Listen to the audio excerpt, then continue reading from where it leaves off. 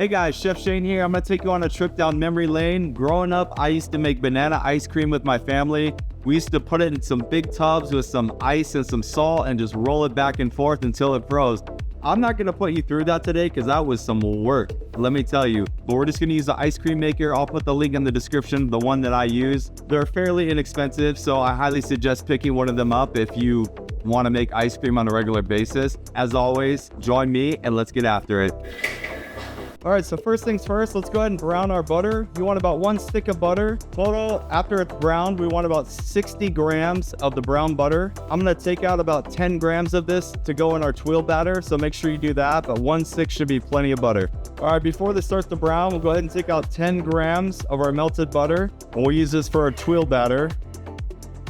We'll put this aside for later. All right, so as you can see here, our milk solids on the bottom of the pan are starting to brown. Beautiful brown butter. See those little bottom bits? That's all flavor. You don't want to waste that. Make sure you scrape that with a spatula, and then we'll go ahead and set this aside for our ice cream for later. All right, let's go ahead and make our ice cream mixed. So we want to take 480 grams of whole fat milk, 480 grams of heavy cream, 1 vanilla bean that's been split and seeded, and then we want to do 6 ripe or overripe bananas. I'll just break them in half. And we're just gonna poach these in with our cream mix. We're just lightly gonna cook our bananas. We're gonna poach them for about 10 to 15 minutes until they're soft, not mushy. So we lightly poached our bananas for 15 minutes. Now we're gonna go ahead and take our bananas out.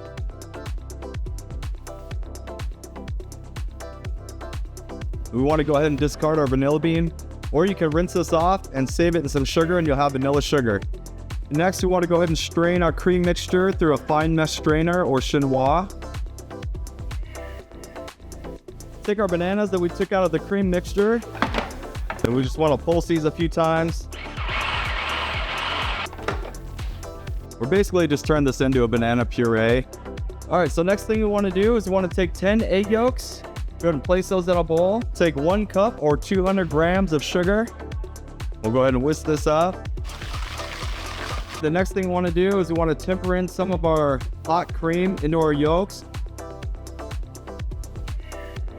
You just want to do this a little bit at a time. What we're doing when we're tempering is it's actually so that they don't cook too quick and curdle. Then what we're going to do is once these are tempered correctly, then we can add this back into our cream mixture and then we'll put it back on the stove. All right, so next thing we want to do is we want to add the rest of our cream back to our saucepan. And then we'll go ahead and add in our tempered yolks.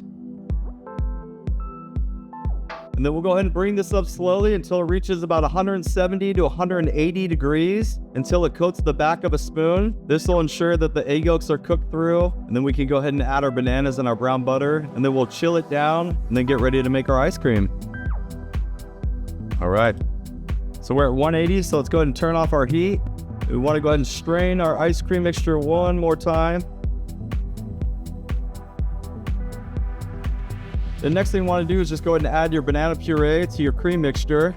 You can strain it out if you want. I don't like to. I like all the little brown bits and all the little, as much as the banana as you can get. Make sure all those bananas are combined. And then lastly, we'll add 60 grams of our brown butter. This will give it a nice, rich, nutty flavor. Make sure you get all those little brown bits in there as well. That is all flavor right there. You do not want to waste that. Let this sit in this ice bath for about 30 to 45 minutes until the mixture cools. After that, we'll go ahead and stick this in the freezer for about 15 to 20 minutes to really get our mixture as cold as possible before we churn it in the ice cream maker. Okay guys, I'm gonna show you how to make a pecan tuile right now. We're gonna use that as a little garnish for our ice cream when we plate it. I have these molds that I use from Mold Brothers. Shout out to Mold Brothers. If you don't have these, you can just use a ring mold and bake them off the same way. So it's gonna be super decadent and super delicious. Just add a nice little crunch, a nice little component, and just some beauty to our final product. So I'm gonna show you how to make that right now. All right, so next we're gonna make our pecan tuile. Well, 30 grams of flour, 50 grams of sugar, 2 grams of salt, 60 grams of egg white, 60 grams of pureed pecan, and then 10 grams of melted butter. Then next, we'll blend this until smooth. We'll go ahead and scoop out our pecan Tuile mix. We'll go ahead and let this Tuile mix sit in the fridge for an hour to chill until we're ready to use. Like I said, this is a special Tuile mold I got from Mold Brothers. Definitely check them out. They're a really good company. They do stuff custom made for you as well if you have a great idea. I like to do it on the back of a sheet pan. Go ahead and set your oven to 305 degrees.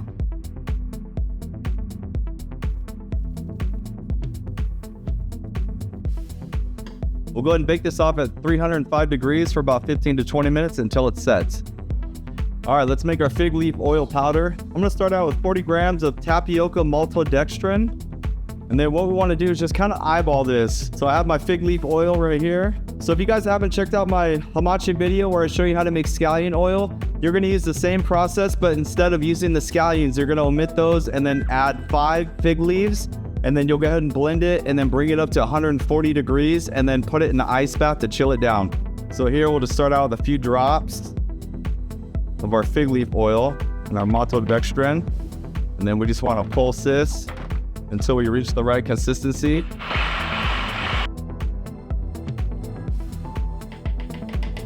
And you can do this with any fat, guys. You can do it with olive oil, you can do it with butter, garlic oil. And we're just about there.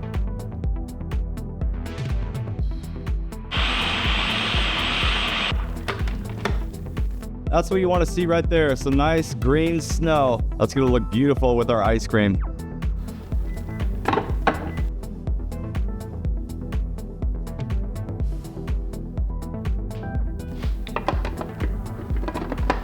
All right, let's go ahead and churn our ice cream. When your ice cream is finished, go ahead and let it set up overnight in the freezer or just let it set up for at least 2 hours before you enjoy it.